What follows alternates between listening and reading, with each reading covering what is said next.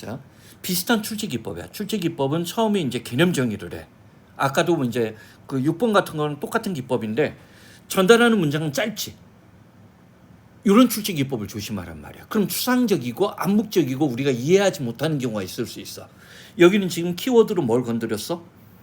불확실성이야. 자, 그리고 요즘 요게 좀 많이 나오는데 우리가 중학교 때까지만 해도 의문사 다음에 투부정사라는 중요 구문을 배워. 근데 그때는 거의 대부분 what to do 하면 의문 대명사야. 근데 what이나 which는 이런 식으로 일반적으로 우리가 중학교 때 배웠던 의문사 다음에 투부정사, 의문사 다음에 투부정사는 이 의문사가 의문 대명사이거나 경우에 따라서 의문 부사, where to go 그런 것들이 대부분이었어. 근데 요즘에는 뭐가 나오냐면 의문 형용사가 있어. 똑같은 의문사 다음에 투부정사인데 의문 형용사 다음에 명사가 나오고 그 뒤에 투부정사가 나오는 구문을 요즘에 좀 출제위원들이 선호하는 경향이 있어. 근데 의문 형용사는 영어에 딱 2개밖에 없어. 뭐뭐 2개일까?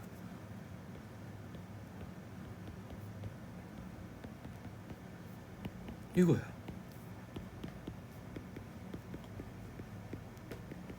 딱 2개야. 이것도 결국은 크게 보면 의문사 다음에 투부정사라는 거야. 이해되지? 그러니까 사실 중학교 문법에서는 의문 형용사 다음에 이거 나오는 게 표현이 있는지 없는지 내가 모르겠어. 왜냐면 이번에 개정 교과서가 또 만들어졌으니까. 응? 이번에 개정 교과서를 보니까 몇몇 학교가 지금 1학년들이 개정 교과서를 하거든.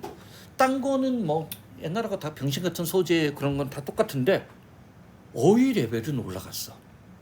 어휘 레벨은 옛날에 공통영어 수준보다는 훨씬 세진 것 같아. 근데 문제는 수능 영어 시험 보면은 공통영어가 아니란 말이야. 영어 1, 영어 2가 되는 거니까 어휘는 계속 좀 어렵게 나오지 않겠느냐는 생각을 잠정적으로 해봐. 그러면서 어떤 도구나 어떤 과정을 사용할지에 대한 어떤 불확실한 면, 그리고 재밌는 표현이 나와. 보통 리절트는 리절트 인이나 리절트 프롬을 수반하는 일형식 동사야. 근데 그것이 수반할 수 있는 결과라고 했어. 그럼 리절트 프롬을 쓰거나 리절트 인을 써야 되는데 그냥 주격관계 대명사야. 그 결과 생겨날 수 있는, 즉 어떤 도구를 사용할지를 결정짓지 못하는 어떤 불확실성, 그리고 그 결과 생겨나는 위험은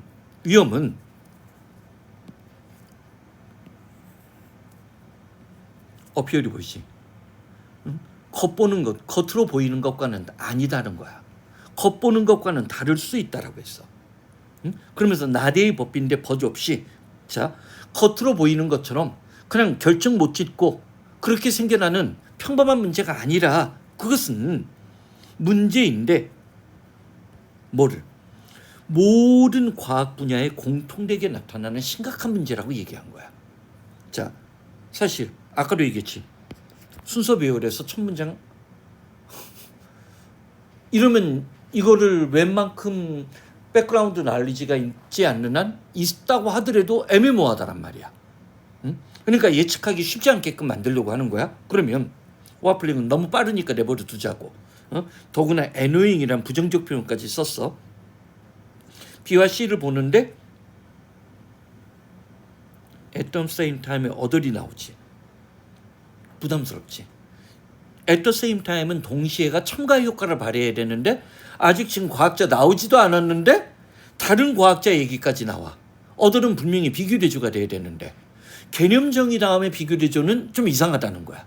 도입 문장이라고 하더라도 저걸. 그러면 새로운 어떤 도구의 발달은 allow, 오형식을 사랑하는 협회 출신인 것 같지? 아까 enable 나오더니 과학자로 하여금 자, could not answer in the past, 과거에는 대답할 수 없었던 어떤 질문에 대답하는 것을 가능하게끔 만들어줘.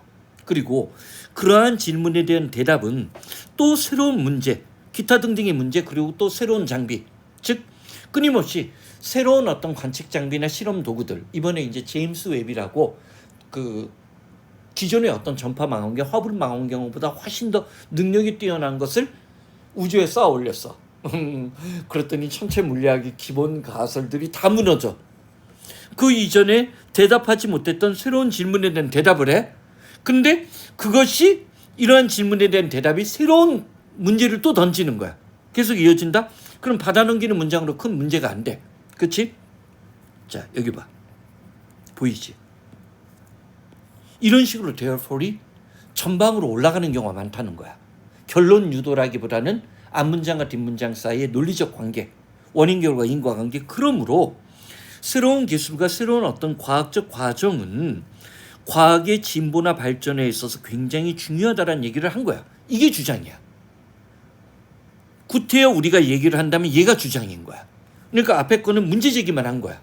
불확실성도 있고 새로운 문제가 생겨날 수도 있는데 그것은 생각보다도 중요하다는 얘기까지만 했는데 과학 발전이 필수적이다라고 얘기를 했어. 자, 그러면 그 다음에는 at the same time로 가도 돼. 와플링은 좀 부담스러워. 그치? 자, 순서가 어려운 게 아니라 시간이 오래 걸리게끔 만들 수 있다는 거야. 그럼 시험장에서는 똑같은 효과야. 어렵거나 시간이 오래 걸리거나 동일한 난이도로 애들은 느끼기 마련이거든. 자, 봐봐. 동시에 다른 과학자, 이건 첨가가 되는 거 맞지? 그 새로운 도구라고 하는 게 나을 것 같은데 부정관사를 썼어. 어떤 새로운 도구에 친숙하지 않은 다른 과학자들은 어쩌면 회의적인 태도를 취할 수도 있고 또는 call for, 요구할 수도 있는데 다른 과학자에게 남들이 실험한 그 실험을 복제해 보라고. 반복적인 결과에 동일한 결과가 나오는지, 이게 신뢰성.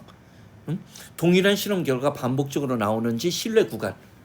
그러니까 고대 교수들이 옛날에 한번 상온 초전도체 실험을 했을 때 그것을 이제 다른 실험실에서도 해봤는데 실험 결과가 안 나온단 말이야.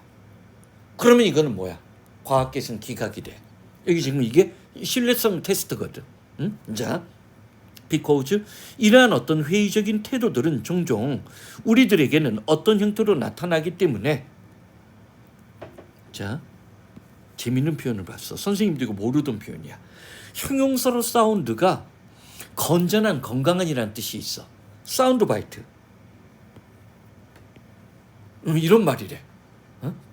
자, 그래서 그러한 어떤 회의적인 태도는 아주 짧은 경구의 형태로 우리에게 나타날 수 있기 때문에, 그리고 또 이유가 첨가돼.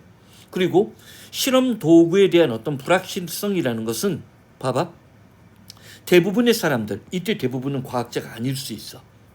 평범한 사람들에게는 친숙하지 않은 과학의 한 측면이기 때문에 심지어 과학 분야의 학사 학위를 갖고 있는 사람에게조차도 그럴 수 있다는 거야. 따라서 스케이피즘, 주장이 좀 바뀌고 있는 것 같지.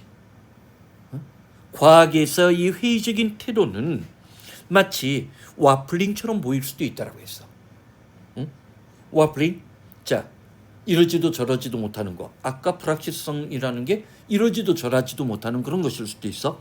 자, 그러면 그런 와플링은 짜증나는 존재가 될 수도 있는데 여러분들이 뭐를 과학적 정보에 기반해서 뭔가를 결정을 내리려고 시도할 때, 즉 여러분들에게 다가온 어떤 과학적 정보의 진위 여부를 갖고 이런 투자 비용을 만드냐 그런 결정을 할 때는 짜증나는 존재가 될 수도 있어. 자, 아까 또 하나 최근에 순서 배열이나 적절한 위치에 인과관계 모델뿐만 아니라 뭐를 좋아한다라고 했어. 글 끄트머리에 역접이 들어갈 때, 요 역접 세 가지 말 반복 강조 정보의 추가 대조사래. 역접이라고 하지 말라는 거야. 그럼 문제가 꼬여. 왜냐면 역접은 일반적으로 상승 압력을 받거든. 근데 지금 우리가 읽을 때는 지금 얘가 끄트머리에 가야 돼. 후반부에 나오는 역접은 반복 강조나 정보의 추가나 대조사래. 그러나 만약에 새로운 어떤 기법, 아까 새로운 도구나 새로운 실험 장비야, 실험 과정은, 새로운 기법은 불확실성의 원천인 것이 된다면 시간이나 미래의 어떤 실험이, 자, 그 장비가 유용한지를 결국 뭐 해줘? 확인하거나 불신하는 결과를 초래해줘서 결과적으로는 그 불확실한 것을 뭐 할 수 있다라고 했어. 없애버릴 수도 있다라고 했지. 그러면 선생님은 이거는 얘가 주제문이고 하위업을 이해하는 반복 강조야. 그러면 굉장히 드물게 중괄식 구조를 했지. 그치? 어? 첫 문장 얘는 그럼 역할을 뭐라고 봐야 돼? 도입 문장으로 봐야 돼.